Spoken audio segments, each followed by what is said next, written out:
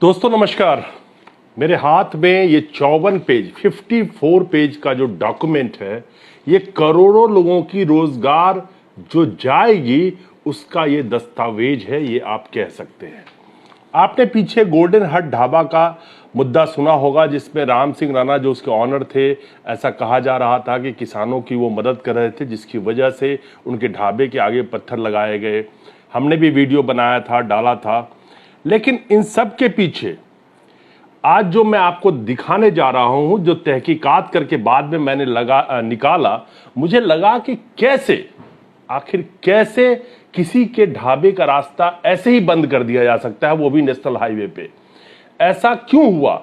जब इसकी मैंने तह में पहुंचा तो जून जो पहला लॉकडाउन था, जिसमें किसानों का बिल पास किया गया था और 7 महीने से किसान वहां बैठे हुए हैं, इसी तरह से पूरे भारत के नेशनल हाईवे पे जितने ढाबे हैं उन सबों के लिए एक ऐसा कानून बना दिया गया है कि सारे लोग बेरोजगार होने जा रहे हैं। और उसी 54 पेज का ये दस्तावेज, जिसकी चर्चा आज तक आपने नहीं सुनी होगी, हमने भी नहीं सुनी थी, मैंने इसको निकाला तो पता चला कि 26 जून 2020 को ही जितने भी नेशनल हाईवे पे ढाबा हैं, उन ढाबे वालों के लिए बेरोजगारी का वो दस्तखत इस पे साइन किया जा चुका है। और ये है वो डॉक्यूमेंट। और वो मासूम ढाबे वाले जो शायद ये 54 पेज की अंग्रेजी नहीं पढ़ सकते हैं, उनको पता भी नहीं होगा कि नेशनल हाईवे ने क्या रूल बनाया।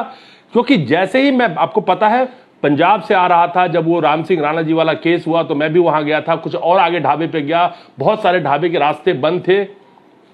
इसके पीछे की जब आप कहानी आज सुनेंगे तो हाईवे, भारत के अंदर में जितने भी नेशनल हाईवे पे ढाबे हैं वो सारे बेरोजगार होने जा रहे हैं। अब सुनिएगा, ये जो लेटर है वो निकाला गया है। लेटर का मैं संख्या बता देता हूं, मैं लाइव कर रहा हूं, मैं लगा नहीं सकता इसमें। 33032/01/2017 डेटेड 26 जून 2020 को ये ministry of road transport and highway ने ये नियम कानून बना दिया था कि हाईवे पे जितने भी कट्स हैं उसको बंद किए जाएंगे, चाहे उस ढाबे वालों का हो चाहे किसी का हो। लेकिन इसके पीछे दलील क्या दी गई है? वो दलील ये दी गई है क्योंकि लोग टोल पे करते हैं तो उनके लिए सीमलेस ट्रैवल होना चाहिए। सीमलेस ट्रैवल का मतलब है कि उनको किसी तरह की परेशानी ना हो, कोई खतरा ना हो, कोई हाईवे पे घुसे नहीं। समझ में आती है? अच्छी बात है। कहते हैं डेवलप्ड कंट्री में जैसा होता है वैसे ही भारत में ये किया जा रहा है। ये जो लेटर है ये दोबारा सुन लीजिएगा। 26 जून 2020 को मैं सोच रहा था कि राम सिंह राणा जी के ढाबे के आगे पत्थर लगा दिया, कोर्ट कचहरी जा सकते थे, इतना हाइप बनाया गया कि किसानों का सहायता कर रहे हैं। किसानों के साथ मैं भी खड़ा हूं, सब खड़े हैं, किसानों की सहायता वो कर रहे थे, मुद्दा ये नहीं है। लेकिन किसी के ढाबे के आगे कोई पत्थर लगा दे, कैसे हो सकता है? कोर्ट कचहरी क्यों नहीं गए? क्यों? इतना भी ठीक है, अन्याय है, लेकिन इतना भी अन्याय नहीं है कि कोई कोर्ट कचहरी ना जाए, किसी के घर के मुंह के आगे कोई पत्थर रख दे तो। लेकिन जब मैंने इसकी तह में गया तो ये आज वो परमिशन मेरे सामने खुल के 54 पेज का लेटर है। जनाब, भारत के पूरे हाईवे के ढाबे वाले सुन ले, और सिर्फ ढाबे वाले नहीं, जो पहाड़ी रास्ते पे जो छोटे छोटे दुकान खोल के बैठे हैं उनके लिए भी है इसमें। उनको भी अभी पता नहीं होगा। यानी कि करोड़ों लोग बेरोजगार होंगे जो ढाबे पे सप्लाई कर रहे थे, नमक से लेके पनीर से लेके, और अलग अलग तरीके का जो छोटे मोटे सप्लायर होंगे उनका काम धंधा खत्म हो जाएगा, कोई नहीं बचेगा। जिस किसान की वो जमीन होगा, जिन्होंने लीज पे दिया होगा 5,000, 7,000, 10,000 रुपए महीने के, वो लीज की भी, वो जमीन भी उनके कूड़े हो जाएंगे। क्योंकि बहुत सारे लोगों को अभी ये भी पता नहीं होगा कि 2018 में एक और नियम पास कर दिया गया है कि ढाबे के बीच से आजू बाजू 100 मीटर तक कोई आप कंस्ट्रक्शन कर नहीं सकते हैं। अभी बहुत इस नियम पे अभी मत जाइए, बहुत सारे ऐसे नियम हैं। तो भारत के जितने भी नेशनल हाईवे हैं उस सब पे जितने भी कट हैं बंद किए जाएंगे। लेकिन चालाकी यहां सिर्फ इतनी है कि ये नियम जब बनाया गया तो मैं एक लाइन गोदी मीडिया के बारे में कहना चाहता हूं। क्या इसके बारे में गोदी मीडिया ने जिक्र करी, बताया? आज उसका भुगतान करोड़ों लोग, किसान तो कर ही रहे हैं, वो तो जाग गए, वो तो भारत के अन्नदाता है, वो तो भारत के गार्जियन है, उन्होंने तो पकड़ लिया। लेकिन ये गरीब लोग जो ढाबे पे काम करते हैं, चाहे वो ढाबे वाले, सारे बेरोजगार होने जा रहे हैं। और आपके खिलाफ ये दस्तखत कर दी गई है 25 जून 2020 को। और ये 54 पेज का अंग्रेजी का ये जो दस्तावेज है ना, ये निकलवा लीजिएगा किसी से। मैंने इसमें दस्तावेज का नंबर बता दिया है, डेट बता दिया है, और ना मिले तो मुझे पर्सनल मैसेज कीजिएगा, मैं सबको भेज दूंगा। खैर, इसके अंदर में आपको परमिशन कैसे मिलेगी? उस परमिशन लेने के लिए आपको कम से कम मोटा मोटा 10 लाख रुपए की फीस भरनी पड़ेगी, जहां पे भी आपको परमिशन लेना है। उसके अलावा उस अप्रोच रोड को भी आपको बनवाना पड़ेगा, जिसके लिए खर्चा देना पड़ेगा। उसके परमिशन के लिए जितने डिपार्टमेंट है, जितनी तरह की चिट्ठियां चाहिए, कौन लिखेगा और कौन ढाबे वाला उसको लिखेगा? और अगर वो चिट्ठियां लिख सकता तो 5 स्टार होटल खोल के नहीं बैठा होता कि ढाबा चला रहा होता। खैर, इस पे नहीं जाऊंगा। ये सारे मैं आपको छोटा सा आंकड़ा एक बता दूं कि मेरा मकसद है कि आप लोग, आपके लिए क्या कानून पास हो गया, गोदी मीडिया उसको गोल कर गई, और जिसका नतीजा आज आपके सामने है कि पूरे भारत के नेशनल हाईवे पे जितने ढाबे हैं, ढाबे पे काम करने वाले लोग हैं, वो सारे बेरोजगार हो जाएंगे। और बात करते हैं ये डेवलप्ड कंट्री की, तो उस डेवलप्ड कंट्री में कितनी बेरोजगारी है और भारत में कितनी बेरोजगारी है, रिकॉर्ड तोड़ है, उसको भी ध्यान में रखिएगा। परमिशन लेने के लिए हर तरह के परमिशन है, चाहे पेट्रोल पंप का अप्रोच रोड का परमिशन हो, चाहे एमिनिटीज कोई भी सुविधाएं हो, कोई भी रिटेल आउटलेट हो, कोई भी आप दुकानदारी वहां पे चलाना चाहते हो, उसके लिए अप्रोच रोड अगर आपको बनवाना पड़े तो आपको 10,000 रुपए एप्लीकेशन फीस, 20,000 रुपए आपको प्रोविजनल अप्रूवल फीस, 2.5 लाख रुपए का बैंक गारंटी, 2.5 लाख रुपए का वन टाइम लाइसेंस फीस और 2.5 लाख रुपए की पेनल्टी देनी पड़ेगी अगर आपने गलत काम किया तो 7.5 लाख ये प्लस इतना। और जब साहब इंस्पेक्शन करने आएंगे उस रोड का, उसका, और प्लस जो आप अप्रोच रोड प्राइवेट एजेंसी को हायर करके आप बनवाएंगे। अब आप सोचिए कि कितने लोग ऐसे होंगे जो इसको अप्लाई कर सकते हैं और बना सकते हैं, और किन किन को मिलेगा? चंद लोग। प्रोविजन ऐसा बनाया गया है कि सिर्फ और सिर्फ मल्टीनेशनल कंपनियों को ही इतनी क्षमता होगी, जो इनके पूरे जो डॉक्यूमेंट्स लिखे हैं इन्होंने, ये पूरा भरपाई करके और परमिशन ले सके। और खैर, उनके पास तो डॉक्यूमेंट हो ना हो, कौन पूछेगा, परमिशन तो उनको मिल ही जाएगी। लेकिन आपका क्या होगा? वो शिव खेरा ने कहा था ना कि अगर आपके पड़ोस के घर में अन्याय हो रहा है और अगर आप चुप हैं तो आपकी बारी भी आ जाएगी। सबकी बारी आ गई है। सवाल यहां पे ये नहीं है कि करोड़ों लोग बेरोजगार होने जा रहे हैं, कितने छोटे छोटे लोग वहां पे काम कर रहे थे, कितने ढाबे चला के अपना गुजारा कर रहे थे, कितनी परिवार की रोजी रोटी जाएगी करोड़ों से। आप उसको तुलना, आप जरा सोचिए, आप एक हाईवे पे कितने तरह के लोग काम करते थे, गुजरे होंगे हाईवे से, आप किस तरह से लोग रोजी रोटी चला रहे थे। भारत के हर हाईवे पे अब वो कट बंद कर दिया जाएगा और उसकी परमिशन लेना किसी ढाबे वाले के बूते की बाहर होगी, क्योंकि इस भुखमरी में आप 20 से 25 लाख रुपए कम से कम कहां से खर्च करेंगे और कौन आपको परमिशन देगा? और उसके बाद अप्रोच रोड बनवाइए, उसके जाके उनसे परमिशन लीजिए। कर सकते हैं? नहीं कर सकते हैं। पूरे भारत के नेशनल हाईवे पे सारे कट बंद। माफी चाहता हूं, बार बार कह रहा हूं कि जो ये कहा जा रहा है कि पत्थर जो लगाए गए थे, शुरुआत हुई थी गोल्डन हट ढाबे से, उसके बाद मैंने इस तहकीकात में घुसा और ये 54 पेज का डॉक्यूमेंट है, लेटर नंबर बता दिया, और पुराना जो 2013 का जो परमिशन था, जो उसकी ऑर्डर थे, उसका लेटर नंबर बता देता हूं, जिसको अमेंड करके ये नया कानून पास किया गया था 26 जून 2020 को। जब लोग पहले लॉकडाउन के भुखमरी में मर रहे थे तो 20 से ज्यादा बिल को पास करा लिए गए, जो दिखा, और ये एक नया कानून हाईवे का पास कर दिया गया। तो आप जब हाईवे बनता है, कोई एयरपोर्ट बनता है, तो किस तरह से आपको प्रॉपर्टी डीलर कहते थे वहां पे एयरपोर्ट बन रहा है, मकान ले लीजिए, घर ले लीजिए, दुकान ले लीजिए। कोई फायदा नहीं हुआ, क्योंकि वहां पे उस रोड पे आपको कुछ करने नहीं दिया जाएगा।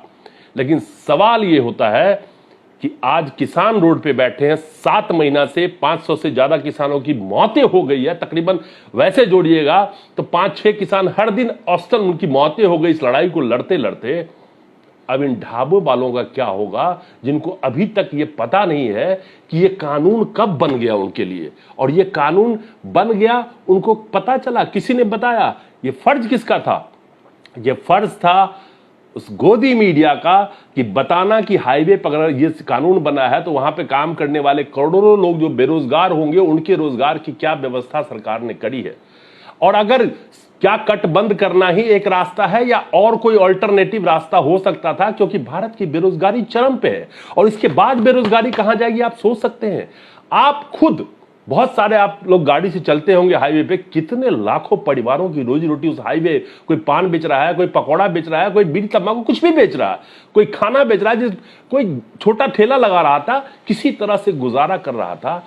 आज उस वक्त में जब कोरोना के बाद देश की अर्थव्यवस्था बिल्कुल, कोरोना के पहले ही अर्थव्यवस्था खत्म थी, अब तो खोखली हो चुकी है। उस वक्त में जब रोजी रोजगार नहीं है लोगों के पास, तो जो रोजगार वो करके किसी तरह से 20-25 लोगों को नौकरी देके उसकी रोजी रोटी कर दे तो रहे थे, उसको भी खत्म कर दिया गया। यानी कि अब आप आखिर में समझ लीजिए कि हाईवे को भी मोनेटाइज कर दिया गया है, कि उस हाईवे पे भी जितनी प्रक्रियाएं हैं, आपको मैं अगर आप मैं दिखा पाऊं, ये देखिए ड्राइंग भी दिया है साथ में कि कैसे आपको रोड बनाना है, कैसे करना है, ये एक आम आदमी समझ पाएगा और कर पाएगा।